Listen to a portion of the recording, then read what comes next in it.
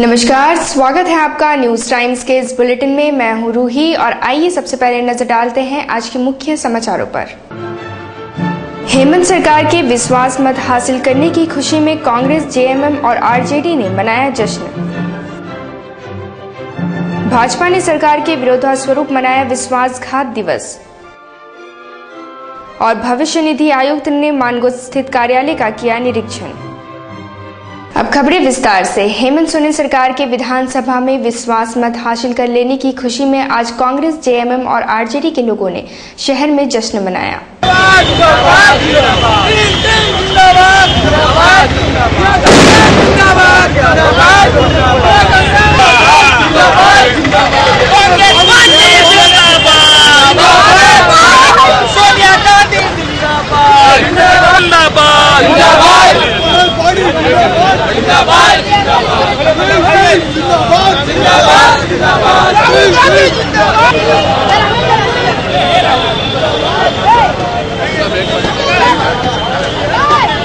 सरकार में शामिल दलों के लोगों ने खुशी में साकची गोलचक्कर पर आज जनता के बीच लड्डू बांटे तथा पटाखे फोड़े। कांग्रेस के प्रिंस सिंह ने कहा कि कांग्रेस, जेएमएम और आरजेडी गठबंधन की यह सरकार अपना कार्यकाल पूरा करेगी और युवा सीएम हेमंत सोरेन के नेतृत्व में राज्य का चहुमुखी विकास होगा।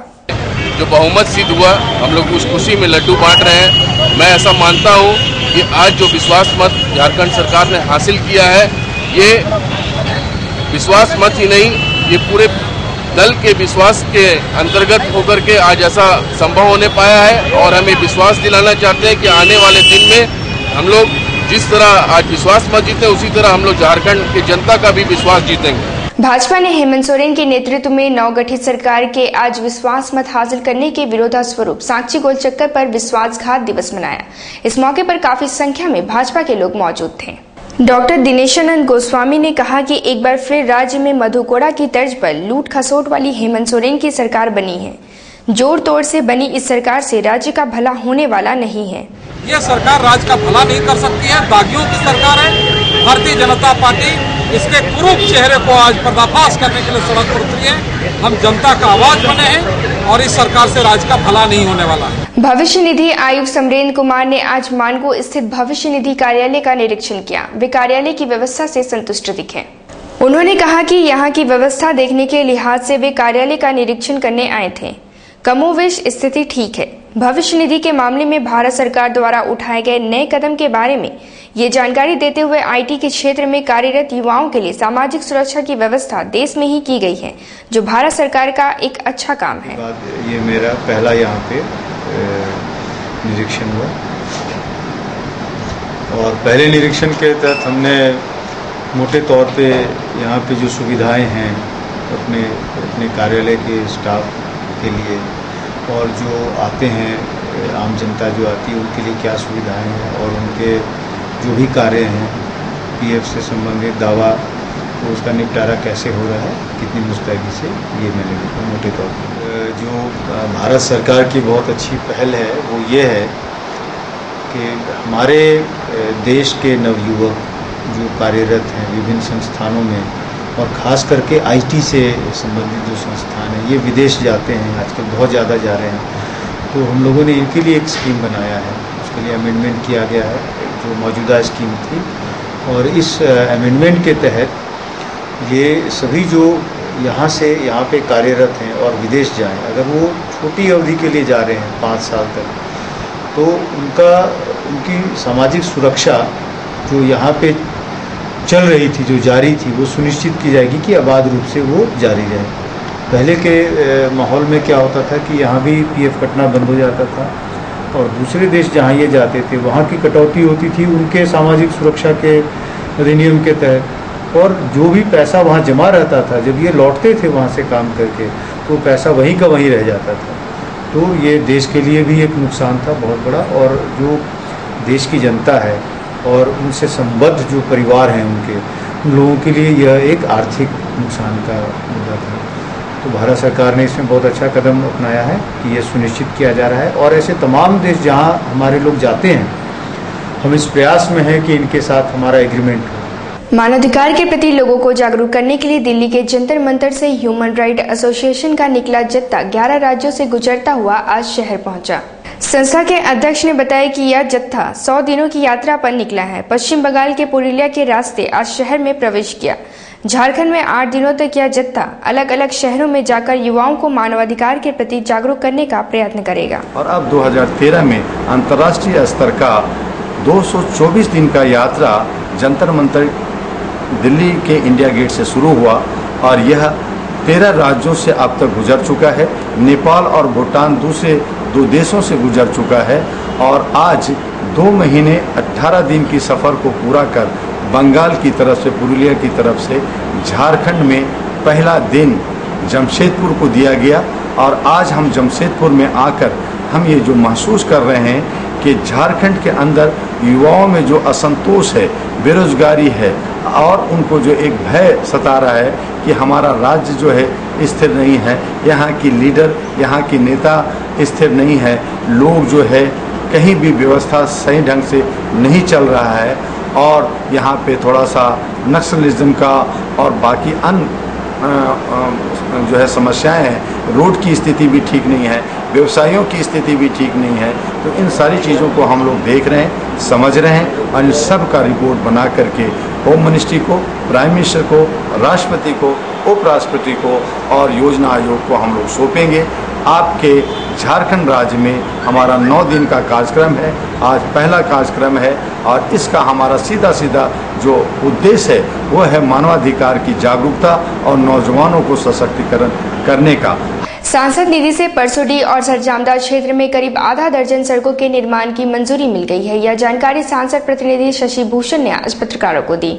उन्होंने बताया कि स्वीकृत सड़कों के लिए फंड का आवंटन हो चुका है। बहुत जल्द इन सड़कों का निर्माण कार्य प्रारंभ हो जाएगा। गोल पहाड़ी से आसनपड़ी गोविंदपुर का रोड है जो 5 महीने पहले उसकी स्वीकृति ग्रामीण कार्य विभाग द्वारा दी गई थी, लेकिन उसका निर्माण कार्य शुरू नहीं कराया गया था, जिसको लेकर माननीय सांसद महोदय ने ग्रामीण कार्य विभाग के प्रधान सचिव से बात किया और उनकी बात करने के बाद सचिव महोदय ने 2 दिन के अंदर उन्होंने आदेश दे दिया कि इस रोड को, इसलिए कि 3 बार और 4 बार हम लोगों ने टेंडर प्रक्रिया विभाग ने निकाला था, कोई भी कॉन्ट्रैक्टर उसमें पार्टिसिपेट नहीं किया था, इसलिए ये निर्णय लिया गया है कि इस रोड को 3 भागों में बांटकर और इसको टेंडर निकाला जाएगा, जिसको सचिव महोदय ने आदेश दे दिया है टेंडर करने के लिए। अब ये उम्मीद है कि बहुत जल्दी इस रोड का टेंडर होकर इसका निर्माण कार्य शुरू हो जाएगा। प्रतियोगी छात्र संघ ने बैंक पीओ की परीक्षा के लिए स्नातक 60% अंक मांगे जाने एवं उम्र सीमा 30 वर्ष से घटाकर 28 वर्ष किए जाने के खिलाफ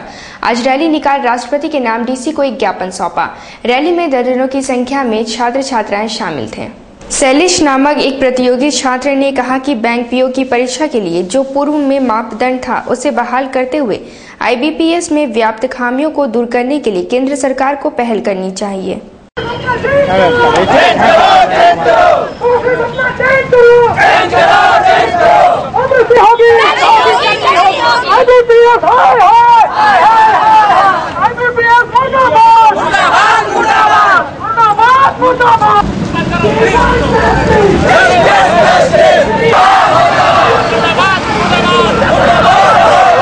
कंपटीशन एग्जाम तैयारी करके दे सकता है, पर इन्होंने इस बार क्या किया, 60% एग्रीगेट कर दिया और उम्र सीमा को भी 28 साल कर दी। जैसे हमारा यूनिवर्सिटी है, एक ग्रेजुएट जो हमारा जो मार्क्स सिक्योर होता है ये ऑनर्स पे होता है, सब्सिडरी का कोई वैल्यू नहीं होता, पर इन्होंने ये कर दिया कि सारे मार्क्स में आपका 60% ही होना चाहिए, जिससे हमारा फर्स्ट डिवीजन होते हुए भी हमारा अगर परसेंटेज निकालते हैं तो हमारा 50 और 55 के पास अराउंड आता है, जिससे लगभग 90% स्टूडेंट जो बिहार रांची यूनिवर्सिटी से, कोल्हान यूनिवर्सिटी से, पटना यूनिवर्सिटी, बिहार यूनिवर्सिटी जहाँ भी है, जहाँ भी 60% ऑनर्स पे होता है कैलकुलेशन, वो सारे इस एग्जाम से वंचित हो रहे हैं, जो कि बहुत ही शर्मनाक बात है।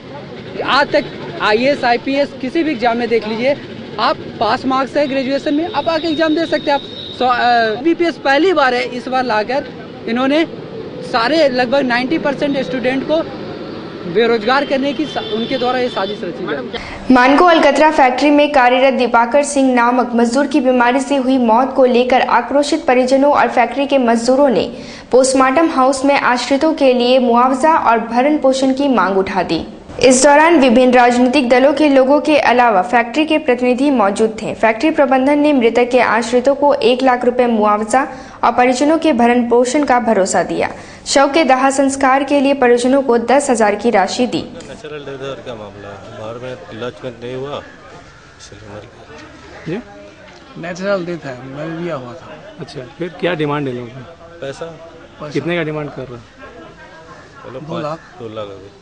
कंपनी क्या बोल रही है इस पर? फोन करके हम लोग भी तो सर्विस करते हैं, तो ऐसा तो डिसीजन हम लोग अकेले नहीं सकेंगे ना। तो कंपनी क्या से बताएंगे, अभी इसका बाद बताएंगे।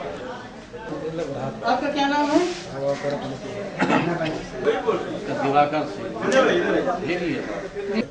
अभी जो डिमांड हुआ एक तो नौकरी, कुछ पैसा का नौकरी करने के बाद उसको निकाल दिया। डिमांड हुआ कितना पैसा का डिमांड है? अभी तो 1 लाख का बात हुआ है। 1 लाख रुपया देना है और एक तो नौकरी दे रहा है। उसका बाल बच्चा का पढ़ाई लिखाई का जो होगा सब कुछ। कौन सा कंपनी था?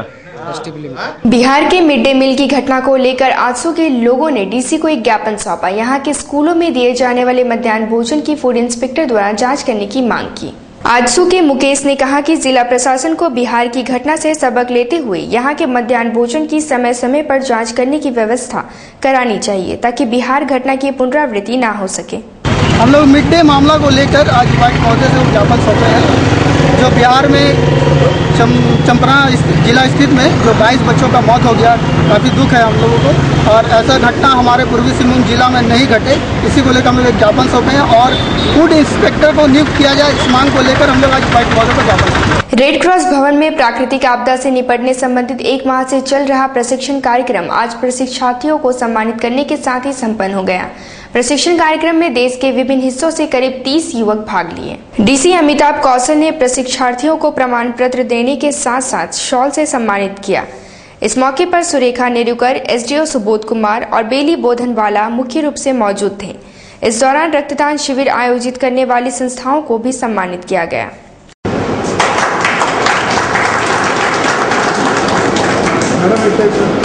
इस हॉस्पिटल में एक ठंडा पानी का मशीन राजस्थान सेवा सदन के और प्रशस्ति पत्र प्रदान है। मैं चाहूँगा कि बेटी सिंहभूम की ओर से जो पिछले साल हमारे साथ जितने भी स्वयंसेवी संस्थाएं जो रक्तदान करते हैं और जो आई कैंप्स यहाँ करते हैं, उन तमाम को आज यहाँ सम्मान समारोह में हम लोग आमंत्रित किए हैं, उनका हौसला अफजाई के लिए, ताकि आगे भी निरंतर उनका इस तरह का समाज सेवा जारी रहेगा। और जो भी हमारे साथ कंधे से कंधे मिलाकर भारतीय रेड क्रॉस सोसाइटी के साथ ये सालों भर खड़े रहे, जब भी रक्त का जरूरत पड़ा तब उनका कदम हमेशा आगे बढ़ते रहा। और आज आप देख रहे हैं इतने बड़े त्रासदी में जो उत्तराखंड में जो घटना घटा है, उसके लिए भी जमशेदपुर के लोग अपना कदम एकदम हमारे साथ कंधे से कंधे मिलाकर खड़े हैं। उन सबों को सम्मान के लिए आज ये सम्मान समारोह हम लोग ये आयोजित किया। भगवान जगन्नाथ, भाई बलभद्र और बहन सुभद्रा आज मूसीबाड़ी से स्वस्थ होकर वापस बेल्टी नागा मंदिर में वापस लौटे। इस अवसर पर भक्तों की काफी भीड़ लगी थी। प्रसाद ग्रहण करने के लिए लोगों में आपाधापी मची थी। ऊपर देखे